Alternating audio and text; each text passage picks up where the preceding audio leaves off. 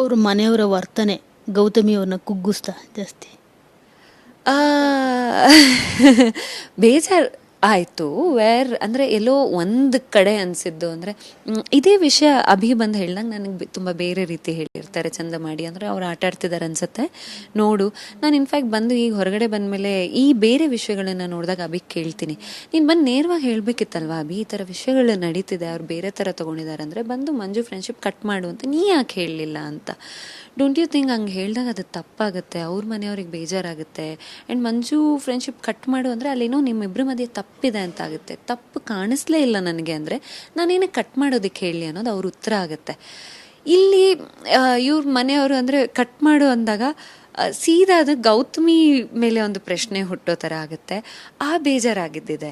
But ಕೂತು ನಾನು ಯೋಚನೆ ಮಾಡಿದಾಗ ಅವರಿಗೆ ಅವ್ರ ಮಗ ಚೆನ್ನಾಗಿ ಆಡಬೇಕು, ಅವ್ರ ಅಣ್ಣ ಚೆನ್ನಾಗಿ ಆಡ್ಬೇಕು ಅನ್ನೋ ಆಸೆ ಇದೆ ಹಿಂದೆ. ಈ ಮಿಸ್ಅಂಡರ್ಸ್ಟ್ಯಾಂಡಿಂಗ್ ಆಗಲಿ ಇನ್ನೊಂದಾಗಲಿ, ನಾನು ಹೇಳ್ದಂಗೆ ಕಂಟೆಸ್ಟೆನ್ಸು ಹೊರಗೆ ಬಂದಾಗ ನನ್ನ ಬಗ್ಗೆ ಎಪಿಸೋಡ್ ನೋಡಿದಾಗ ಗೊತ್ತಾಗುತ್ತೆ. ಅವ್ರ ಮನೆಯವ್ರಿಗೂ ಮೇ ಬಿ ಮಂಜು ಅವ್ರು ಹೇಳಿದಾಗ ಅಥವಾ ಇನ್ಯಾವುದೋ ಒಂದು ಟೈಮಲ್ಲಿ ಗೊತ್ತಾಗುತ್ತೆ.